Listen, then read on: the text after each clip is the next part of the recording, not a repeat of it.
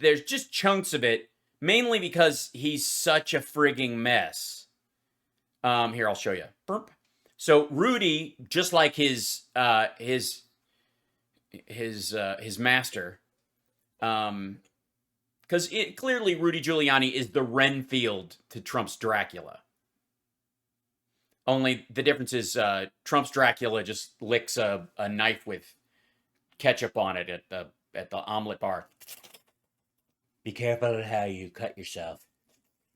So Rudy on communication between governor and mayor in a crisis. Rudy Giuliani slams Mark Milley for his incompetence, and then puts out a statement regarding Joe Biden's address to the nation yesterday, detailing the administration's latest attempt to battle COVID when asked what he thought about. And there's a piece of it, I'll see if I can find it too, that's in here.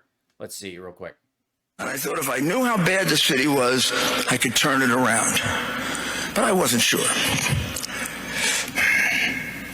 And then I Oh, God. found out how good, if you work on it right and you figure out who the good people are, how good the city agencies were. You see these people that were standing up here, these guys are really, they're like they're the best. The commissioner is right. I mean, he had the best people. I was very confident. Yeah, who else were we talking about that just loved the best people? September 11, I thought about, my goodness, this is way beyond anything we've ever faced. This is... My goodness. That's how everybody responded. My goodness, this is way beyond anything we've ever faced. You think? On me, I don't care how arrogant you are. I don't care how conceited you are, or you look at a man jumping out of the 100th floor. If you can look at a man jumping out of the 100th floor of the World Trade Center and not get shook up, then, go to a psychiatrist. You need a bed. What the fuck? Who is that? What? Who is this person who went? Did you see it? Yeah, why don't we get under there with a fucking badminton racket? Who the fuck says what? What? Yeah, he's definitely struggling to get through this word for word, but I don't know if those are notes or if he's just look, because he keeps, by the way, in the speech, in chunks of it that I've seen, he keeps looking over to his left for sort of reassurance from the other guys who are there and were there and who talked earlier. And that's a lot. That's what happens, by the way, if you ever watch anybody do public speaking that isn't, masterful and fearless at it, you'll often see you'll either see they're afraid of screwing up, and they'll try to hang on the success of earlier speakers. The easiest one is like, give it up for everybody in the middle of the speech where you're flagging. Can we give it up for the people who spoke earlier? That's a way to remind the audience, oh yeah, other people spoke earlier and they weren't a staggering mess like I feel like I am right now, right? You see that a ton. And he does it all over the place. And his glasses being lopsided does not help. I mean, he looks like he was just hit in the head with a foam bat in a Marx Brothers routine. When I saw that, I was standing right next to him, and I grabbed his arm and I said, Bernie, this is way beyond us. Is that what you did? America's mayor? When I saw the guy jump out of 140, I grabbed the guy's arm next to me, Bernie Carrick's, and I said, this is way beyond us. That's leadership. The fuck are you? What is that? If we think we can handle this, we're jackasses. We got to just make the right decision as best as we can, quickly, because you can't slow people down in an emergency, and then we got to pray to God, you make it right, because we're just doing the best we can. I thought if I knew how big... And by the way, first of all, you don't get points for reacting in an overwhelming circumstance like that, and you certainly don't get points for being a leader in that circumstance. That's what everybody's thinking. You're supposed to be the standout person in that moment. You're the one that's supposed to go, look, this is overwhelming. These people are all freaking out. It is up to me to try and, make something cohesive happen here and make some good decisions. I know I can't, but yada, yada. Like, you don't get points for being just as, scattered ass as everybody else. Jesus. Okay, so let's go back to, real quick.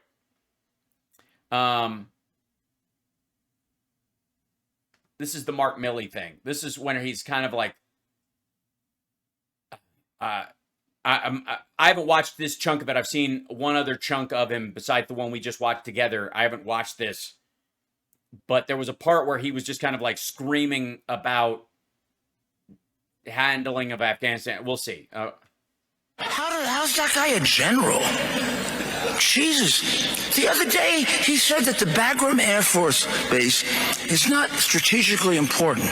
It's not strategically important. Okay? So I was saying to him, hey, mister, you want to talk about strategy? I'll tell you about strategy. Me. I wanted to grab his, what do you have, 5 stars, 10 stars, 12 stars? He has so many stars that come into his ears. I don't know. This is the mask. How many masks is he wearing? How many This like permanent exaggeration clause that Trump insists on around. And anybody who wants attention from Trump has to also exaggerate like this. So they all develop it like a tick.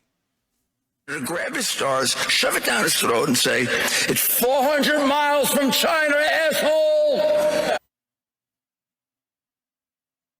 Wait, does he get a round of applause? China is going to be our enemy for the next 40 years. No, they're not. Not in that way. And we're not going to bomb them.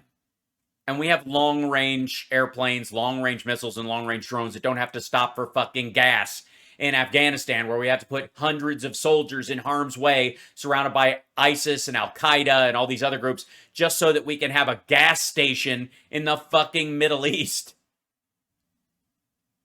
And by the way, Rudy, please pick a random general and try to shove their stars down their throat. You'll see that muscle memory from training come back real quick.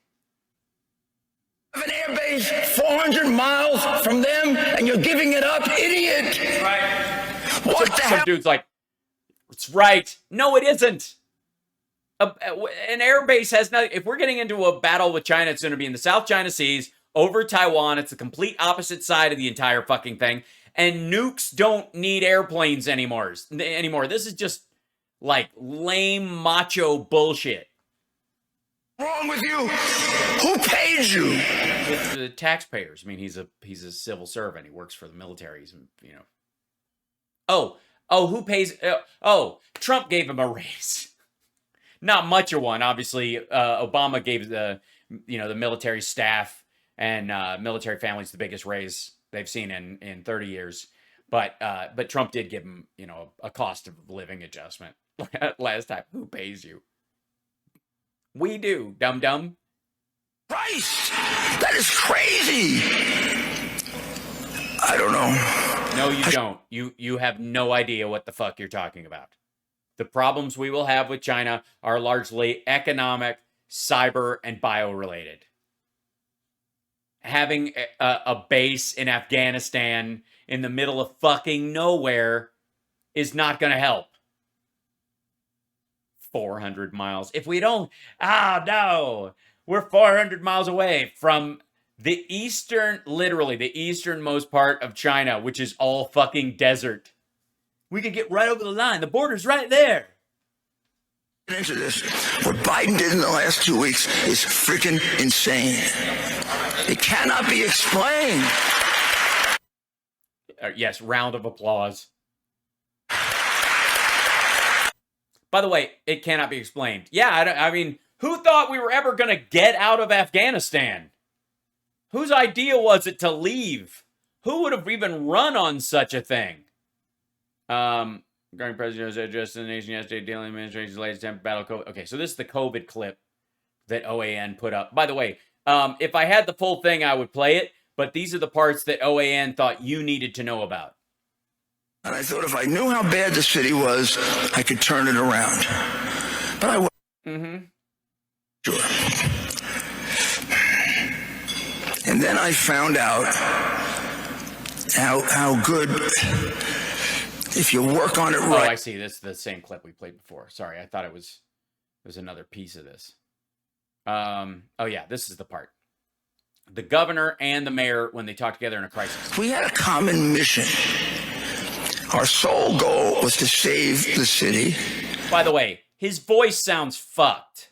Like he sounds really hoarse, not healthy, congested, like throat problems. And this is a guy who, by the way, sells cigars for a living. And we didn't know it, but to save the country. And we put everything else aside, like the governor did. I mean, we had political squabbles a lot, the governor and me, not as many as Cuomo and de Blasio, who don't talk to each other. You want to... They don't squabble. The fuck are you talking about? Why more people died in New York? Because they didn't talk to each other. People die. Yeah, New Yorkers, they don't, it's either fuck you, get out of the way, what you doing? They don't talk to each other. That's why they died. Not because it's super goddamn crowded there. It's one of the most crowded cities on the planet, and people are close together. That's not why. It's because we don't share. Because New York is, we don't open up. You know what I'm saying?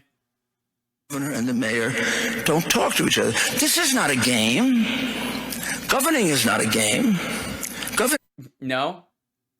Tell that to Trump.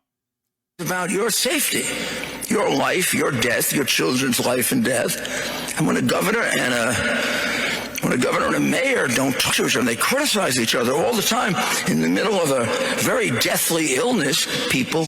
Oh, you mean like if a president shits on a governor of a state, for example, and doesn't share PPE with them? Like that would be bad? Why? But they're too damn immoral to realize it. Yeah, that's what. They're too immoral to have a conversation. Too immature, or I don't know what they are, but they're not good people. No matter how much you hate the governor, I like George Pataki. I respected George Pataki. We had some differences, but we had become friends.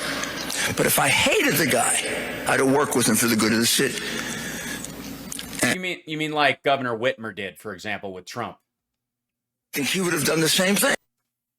Jesus Christ. What a mess. And by the way, he responded saying that he is a functioning. He's not a drunk, he's a functioning is the word. Let me see if I can find the actual quote. Where is he? Where he was Giuliani, where is it? It's sad, Rudy, when you go to the bottom of the friggin' news pile so quickly.